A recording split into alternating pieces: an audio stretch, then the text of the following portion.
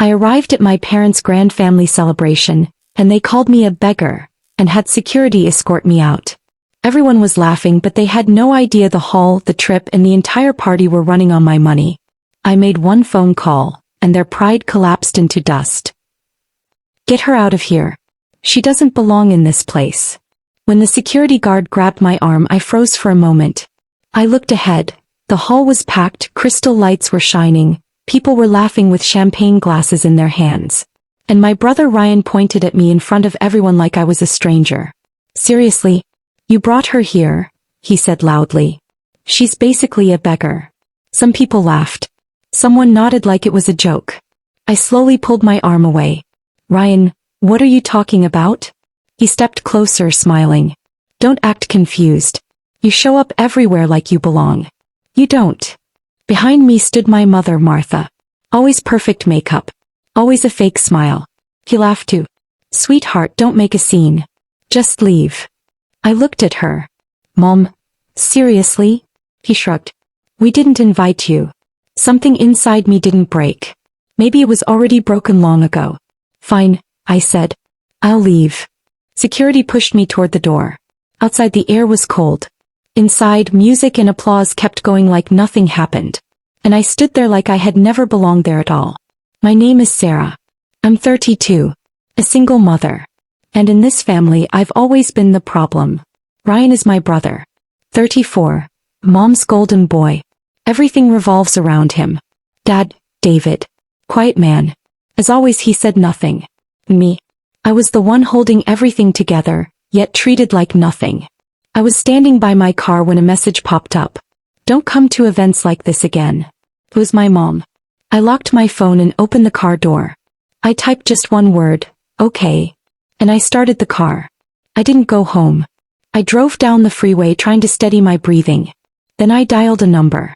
I need everything stopped, I said. Are you sure? The voice asked. Absolutely. I ended the call. 15 minutes later, the venue manager called. Ma'am, payment declined. Yes, I said calmly. It will. But the entire event is funded through your account, he said. Not anymore, I replied. And I hung up. 2 days later, the house was loud. Ryan was shouting.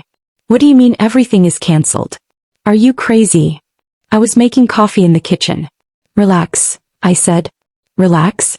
You destroyed everything. He hit the table. I looked at him. I didn't destroy anything. I just stopped paying. Mom said, Sarah, this is embarrassing for us. Oh, now embarrassment matters? I smiled. She went silent. Ryan stepped closer. You think you're powerful because you handle money? I looked him straight in the eyes. No. I know I am. Silence filled the room. That night, Dad came to my house. He always came quietly. And this time was no different. I heard what you did, he said. I sipped my coffee. Good. Why? He finally asked. Because I was invisible there. He stayed silent for a moment. Then softly said, you were always stronger than them. It was the first time he ever said something like that. The next day Ryan came again. Hey, he said. What do you want? Nothing from you, I replied. Then why are you doing this? Because I can't keep funding people who call me a beggar. His face changed. Who told you that word? I paused. That was the first twist. You did, I said. At the event. He laughed. I didn't say that. You did. He pulled out his phone and played a recording. Mom's voice filled the room. Don't worry about Sarah. She won't understand anyway. 'Cause unstable. I went silent. Ryan looked at me. We didn't say beggar. Mom said something worse. My eyes closed. So Ryan wasn't the problem. Martha was. The next day I made a plan. Simple. I sent one email. To all vendors, contracts, and event partners. Everything was frozen. Then I made another call. I want all transactions visible, I said. And over the next 2 days, everything came out. My mom had been using my account without permission. Hidden transfers. Fake approvals. Different vendors. Different excuses. I ended the call. And I smiled. Now I understand, I said. That evening I called everyone for dinner. Ryan. Dad. Mom walked in first. If this is about money. I raised my hand. It's not about money. Silence. I placed my laptop on the table. Sit down, I said. Ryan sat. Mom didn't. I opened the screen. Unauthorized transfers. Fake approvals. My signature forged. Ryan's face turned pale. Mom, he whispered. She said nothing. You used my account like it was yours, I said. Mom replied, we needed help. So you made me the beggar and used my money anyway? I asked. Silence. Dad stood up for the first time. I knew, he said. Everyone turned. I saw it months ago. I didn't stop it. That was the second twist. So you all played me, I said quietly. Ryan shook his head. I didn't know. You laughed at me, I told him. He went silent. I closed the laptop. Here's what's going to happen, I said. Mom whispered, Sarah, don't do this. Too late. I called my lawyer on speaker. The doorbell rang. He walked in. Everything is documented, he said. Silence. Mom looked at me differently now. For the first time there was fear.